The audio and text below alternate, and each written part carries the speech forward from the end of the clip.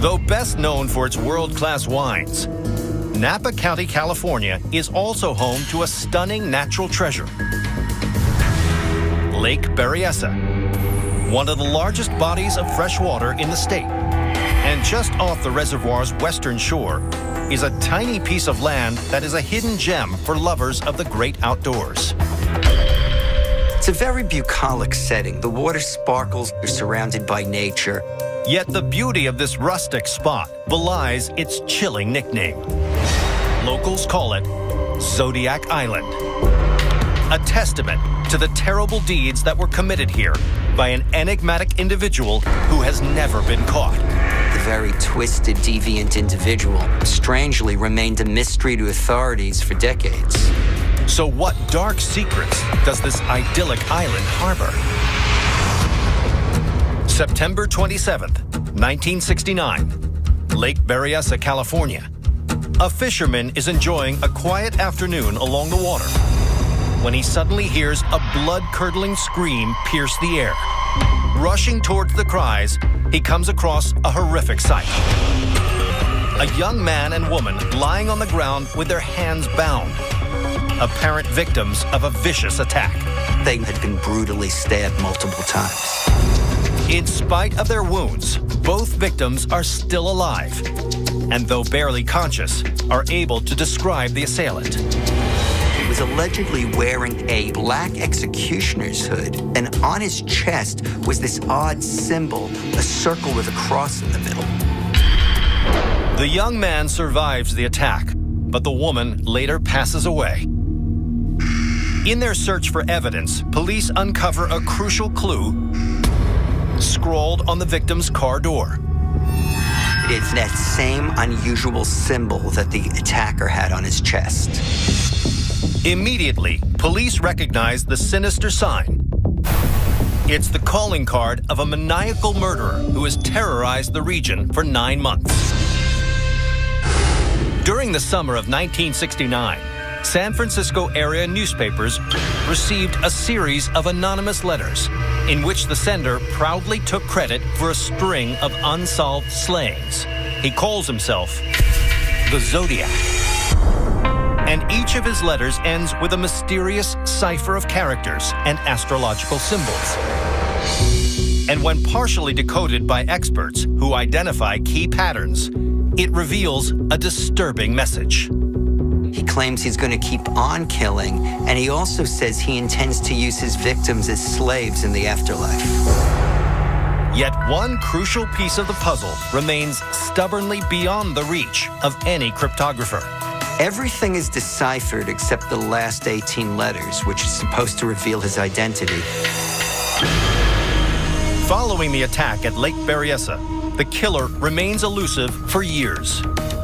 And it isn't until 2 decades later that detectives finally pursue a promising lead. 1991. Police focus on a 57-year-old former schoolteacher named Arthur Lee Allen, based on what seems to be credible and troubling information from Allen's friend.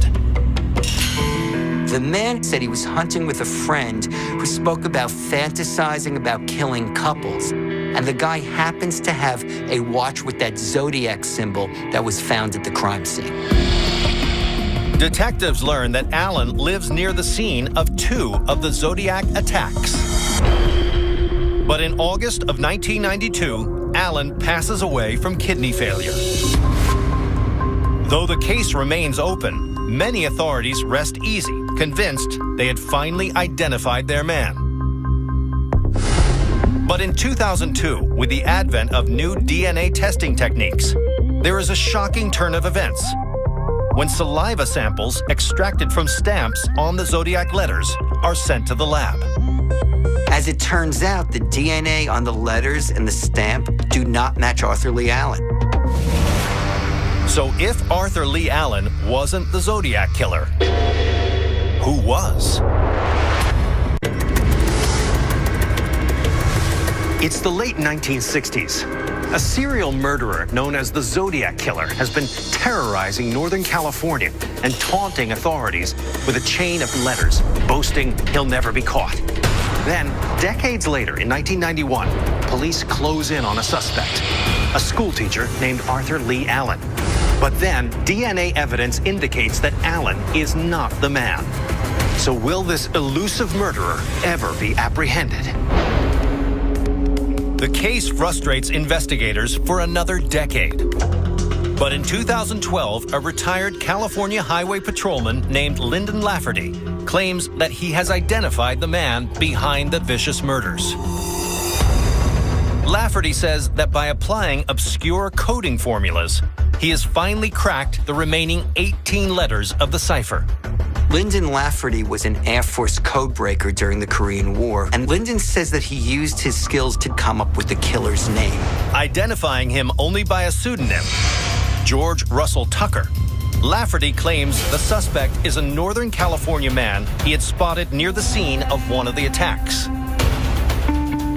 Lyndon says that when he was on patrol one time, he saw the man pull up at a rest stop and immediately recognized him from the sketch of the Zodiac killer that all police had.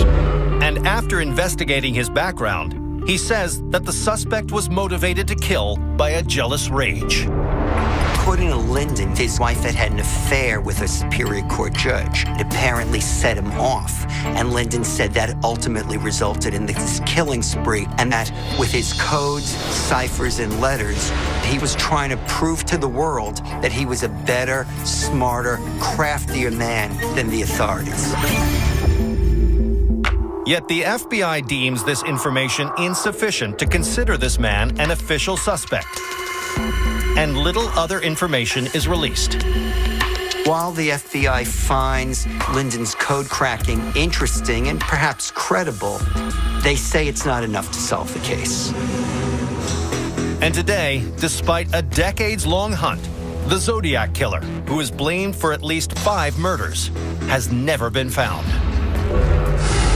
And for those who are familiar with this shocking saga, the enchanting spot known as Zodiac Island is an eerie reminder of the notorious criminal who terrorized Northern California.